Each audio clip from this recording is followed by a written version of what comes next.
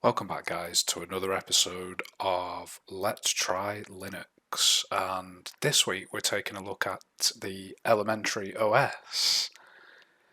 As you can see, the first striking thing you'll see about it is that it looks like macOS, and that's because it is based on, or it's based on the look and the aesthetic of Mac and Apple devices. It's meant to be more of a minimalist, like sleeker approach, but it has those familiar features from other Linux distributions as well. So I aim to keep this one a lot shorter. I realise for the first 2 weeks I've run well past the 20-minute mark, which can get a bit irritating.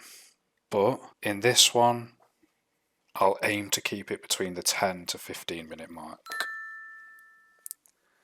So 15 updates are available for your system. We just got a notification through. Let's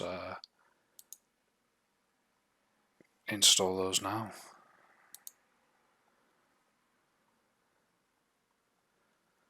See if we can do it through the user interface first. I guess not. Well, in that case, what we can do is we can go up to here, Applications, Terminal, and just like any other, it should be that. Oops, I didn't mean to do that.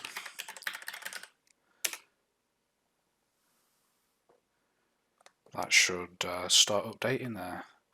So what is elementary OS? Well, it's meant to be on a really solid foundation. So the update's done.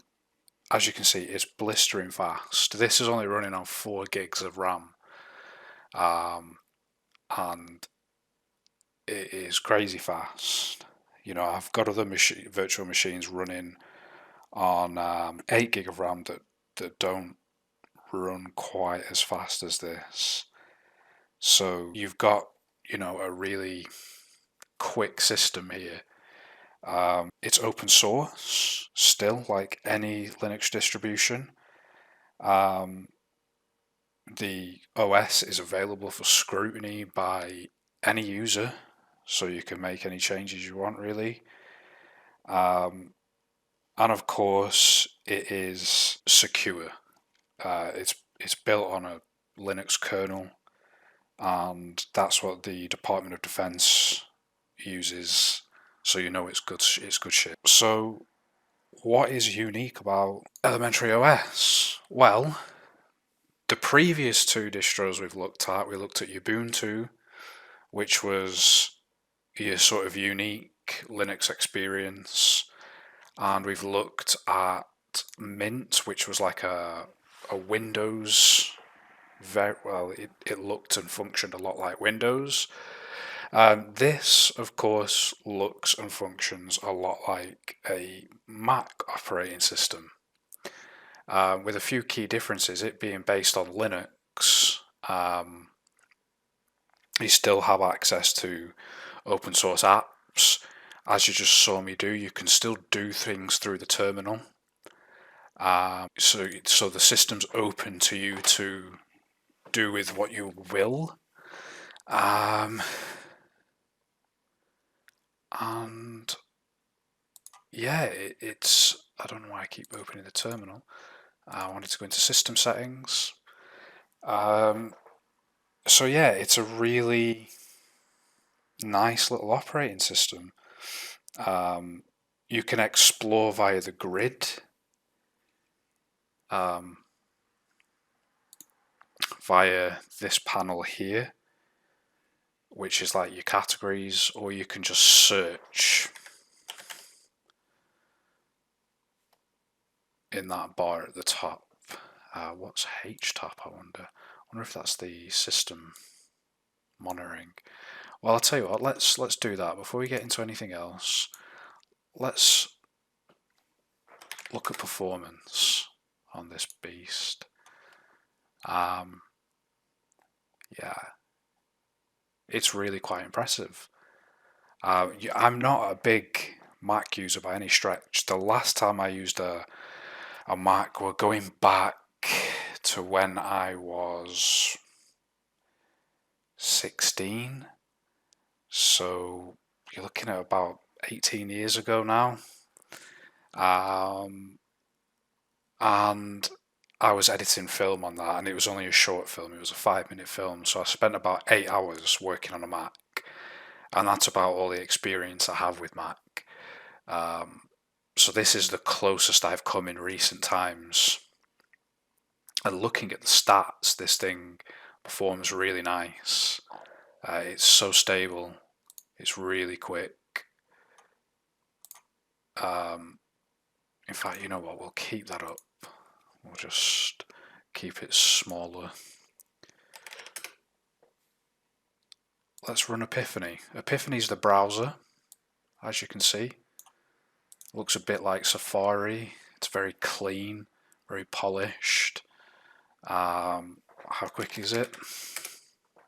It uses DuckDuckGo as its search, so that's interesting. I like that. DuckDuckGo is really good. If you've not heard of it, it's a search engine that doesn't track you.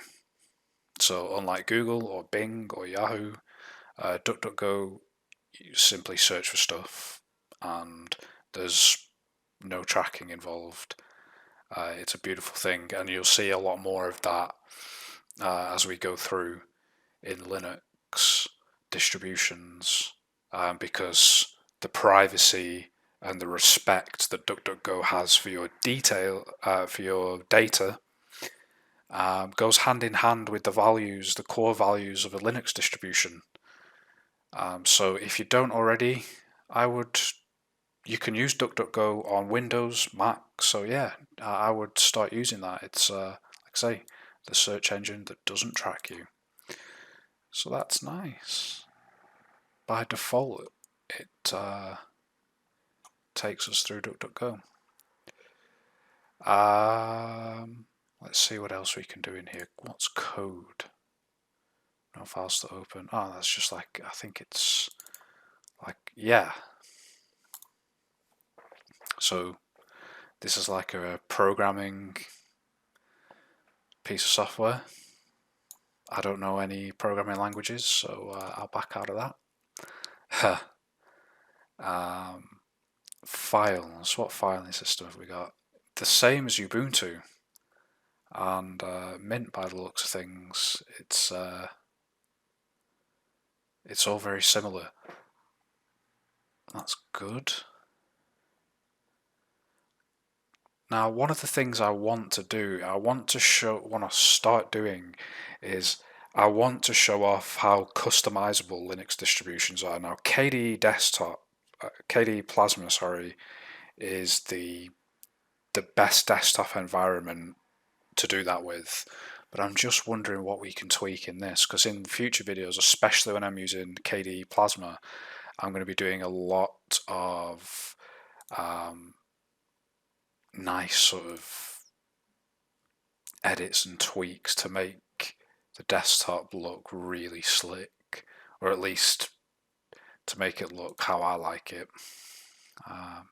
System tools, that's all that stuff. System settings, what's in here? There we go. Desktop. Oh, new backgrounds. Let's pick one of these. Go for it. I like blue a lot, so you know. Yeah, I like that. Appearance, window animations, panel transparency. Yeah, let's keep transparency on. I like that. Dock, pressure reveal, hot corners. Oh wow, so you can do all of that. You can allocate different commands to each corner of the window. That's cool. Let's security and privacy. Locking. What's housekeeping? All files can be automatically deleted after 30 days. That could be handy on a virtual machine, I've got to say. Location services enabled, but no apps are using it. And you can just toggle that off. So, location requests from apps will be automatically rejected. Excellent. This will not prevent apps from trying to determine your location based on IP address. But yeah, you can just toggle on location services at the click of a button. Really nice. Displays. We can turn on night settings.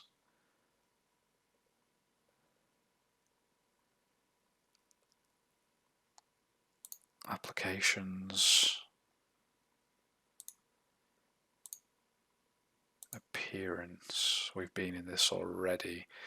So yeah, you can't really change colours up or anything, or at least I can't find a setting to do that. But I think it looks quite slick. It does replicate the look and feel of a Mac operating system, an Apple operating system, really well. And it certainly performs as quick as one. So I'm pleasantly surprised by this. I didn't know whether I was going to like it because I'm not the biggest Apple fan. I have an iPhone, but it grates on me. I just can't afford to change it right now. But I will be going back to Android in the future. So yeah, like I say, I didn't think I had this predisposition of I didn't know whether I was going to enjoy this system because I was predisposed to not liking Mac stuff. But this is actually really nice. It's got that nice fusion of having the stability and the privacy respect of a Linux open source operating system. It looks and acts like Mac if you're into that, but you can still, do things like this and do the tweaks and get into the nitty-gritty of the system if you really want as well. So, that's something that Apple don't really like you doing. Their stuff is under lock and key. They don't like you messing around with it too much. This way, you get something that functions a lot like macOS, but you get that access that you have come to appreciate from a Linux system. So I said I was going to keep this video a bit shorter. I am. I'm going to end it here. There's not a great deal to look at